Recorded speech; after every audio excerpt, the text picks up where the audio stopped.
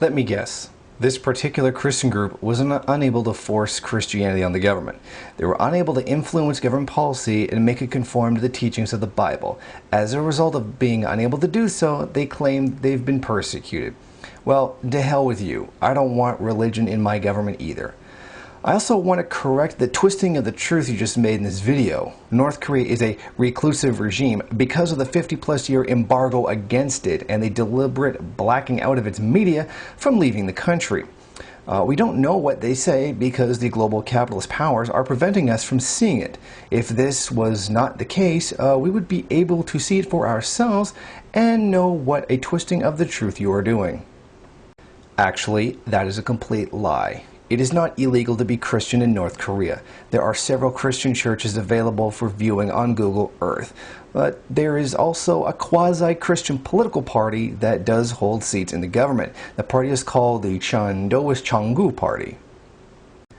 Another blatant lie. It is not illegal to leave North Korea. It is illegal, however, to illegally immigrate to another country, like how the U.S. ships Mexicans back to Mexico for coming into the U.S. without permission. China sends back illegal immigrants too. And people are not killed for leaving. I'd like to see some proof of this someday. He thought there was freedom in China and South Korea. Well, goes to show you what kind of absolute garbage are fed to people. By the way, the documentary never bothered to mention why he was forced to leave his wife. Without explaining it, you're insinuating the government of North Korea made them do it, and by claiming the government forces people to get divorced is absolutely moronic. You mean by leaving your country, people, whom you did not identify, thought you were a traitor? Sure.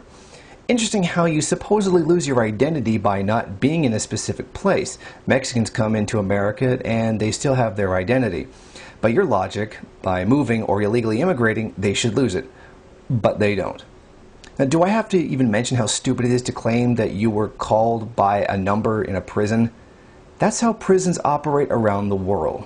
That is not specific to North Korea, South Korea, or China. Oh, now I see what happened. You were depressed and afraid in prison, so some vulture of human suffering, a Christian, brought you some psychological relief by relying on God. Interesting how Christians always descend on those that are troubled or down, like parasites to grab up converts. Okay, so now we see what this really is, an anti-North Korean Christian group based in South Korea. And now they've revealed to us that this is really just a terrible propaganda video against North Korea, combined with an infomercial to advertise their group to get new followers, and no doubt money. Translation: God told us what's best for North Korea, like the Inquisition, the Dark Age, Salem witch trials, the Crusades, and the rape and slaughter of Native Americans. That's because the dominant religion there is Buddhism, and Christian missionaries are not welcome in the DPRK. I don't want them here either, and I say that with Christian missionaries in my own family. Oh yeah, the government kills you for hearing about Christ when there are public churches you can go to and worship. As I said before, these are available for viewing on Google Earth. Translation: I decided that I was a good Christian woman, so I shut the hell up and learned my place. Of course, at no point in this video or on the Underground University website do they name a single person who was supposedly killed. Still waiting on those names. The famine ended in the 90s after the dismantling of the Soviet Union. After the new millennium, they have not been repeated. And just like in The Children of the Secret State, Peck can't show her face or use her real name, even though she's a supposed witness. Translation: once she received enough brainwashing and indoctrination, she has become willing to place herself in the control of the Christian group.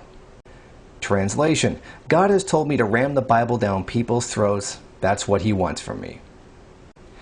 In other words, she has declared her intention to remove socialism and replace it with a theocracy, a system that has led to almost as many deaths as capitalism. And thanks to U.S. imperialism, this will probably never happen. Place the blame where it belongs. Remove the U.S. military from Korea.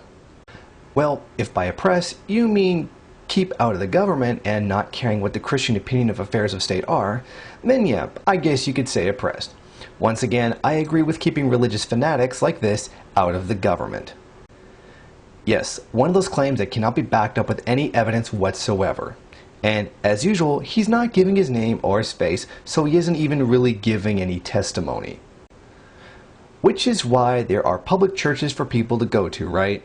Or the religious-based political party, right? Anyone who knows about God is killed for it? Bullshit. Then die as a Christian now so I don't have to hear your BS anymore. The white Christian savior who's come to save all the godless savages of Korea. God told them to do it, and has nothing to do with the daily indoctrination classes we gave them, that they voluntarily took because we offered them food, so they were made to feel obligated. Damn, if anyone else did this, the media would claim that they were training guerrilla fighters. Yeah, to hell with the doctor's advice. God told her he'd give her the strength to train as a Christian guerrilla. Since North Korea is the most closed country in the world to the gospel, we should be following its example. True freedom in a life of Christ? That's a joke, right? Collective decision making about the operation of the economy is not freedom, but surrendering your free will to Christ is. That's just stupid.